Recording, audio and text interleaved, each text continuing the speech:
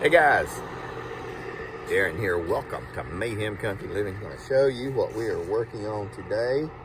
All your extra pumpkins, if you don't preserve them, feed them to your chickens. You saw the video where we did the pumpkin toss. And I ask all the neighbors and everything, and I'll just go around and collect pumpkins, and chickens eat them up. It's free food. Absolutely crazy how they like them. And also pumpkins and pumpkin seeds used to be used to deworm poultry and livestock. So what we're doing today, got the big fan in here just blowing everything out, because as it is December 7th, we got 80-degree weather. Now here in Alabama, that means tornadoes. So we're going to do all this, get everything cleaned up. Then we are going to start looking at getting the chainsaw cleaned up, ready to go, getting all the generators up and ready to go, because it's just the way it is. Well, let's go inside, because we're going to do the stinky stuff. This is a storage building. This is not an honest-to-goodness chicken coop, because it is much harder to sell a chicken coop than it is to sell a storage building on your property when it's time for you to sell. I always have an exit strategy.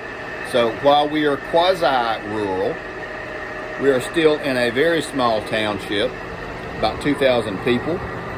We have one reason we moved down here is because we are 60 miles from any large town. We are close to one of the last free-flowing rivers in the United States, that being the Cahaba River, which is an excellent source of food, water, and a good place to secure wildlife.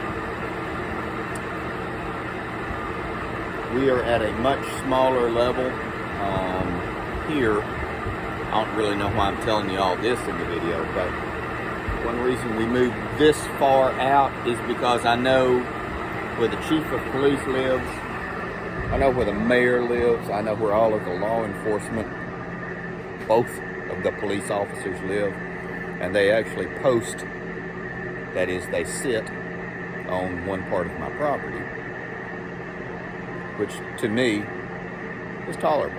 I like them. We have county sheriffs out here as well. And we can have poultry, livestock, to a degree. Ultimately, if we ever decided to stay here, we'll have sheep in the front yard. And it'll be fine. But what we're doing today is we are cleaning out the coop.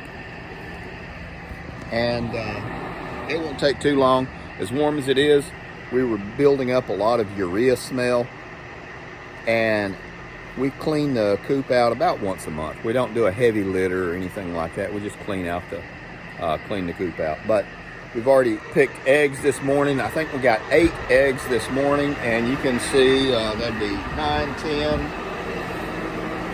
Hey, Darna. She's kind of broody, but not really. This is our broody girl. She's sitting on 5 already. Come on, darling. 11, 12, 13, 14. 14 eggs so far out of 30 hens. Not too bad.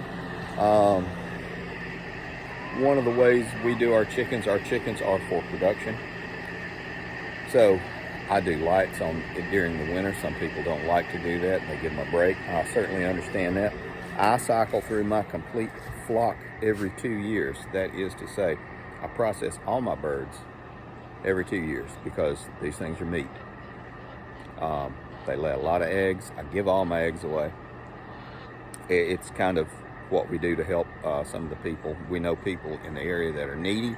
I used to sell my eggs to all the rich people in Birmingham for $10 and $11 a dozen. Now I give them away.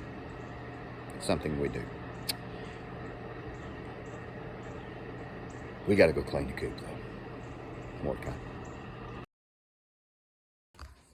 So, you can see it is a lot better. We did have a good bit of poop and a lot of waste on the straw. We do kind of a deep litter system, but you know, we clean it a lot more often than we really need to probably, but all of this goes outside and the chickens break it down and incorporate it into the soil, and then we scoop all this up and we put it into the garden, and the garden is being pooped on and shallow tilled from the chickens.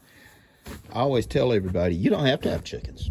If you don't want chickens, don't have chickens. That's fine. But you got to do the work of the chickens if you're going to do it on the homestead, because the chickens are shallow tillers. They will dig and scratch all the way down to about an inch. And then their waste. It's a fantastic fertilizer, good nutrient additive, and it's a hot poop. So you have to let this thing sit and rest, and that is what we're doing over the winter.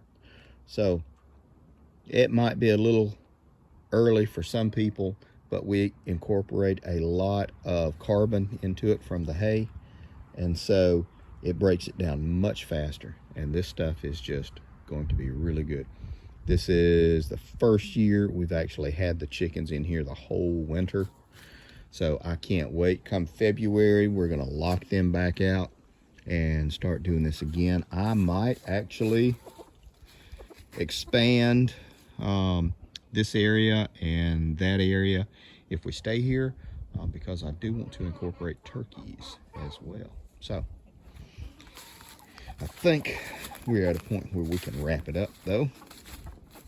We've got our Silky. That is the only chicken that is not planned to go into the pot, because she is a good mama. She's sitting on 5 right now, and that's about all we do at a time really for a clutch of eggs. We can do a little more. We have some crazy ones that are trying to be broody, but they're not quite true broody yet. So that's how everything is. Periodically I'll come out here with a brush and brush all the cobwebs down and everything, just to clean it up and make it look a little bit better. But that is how we sit. We're supposed to be getting some strong winds and some rain this evening. I wanted to get all this done today. Chickens are sensitive to a lot of odors, so I really wanted to get that urea smell out of here. So we're gonna wrap it up. This may not be the way that you do it. This may not be what is good for you. It's what works for us. And we've been doing, not these chickens, but we've been doing them now close to 10 years. Upwards of 100. This is the lowest amount we've ever had. But they get treated better than most people because they work for us. Take care of your people.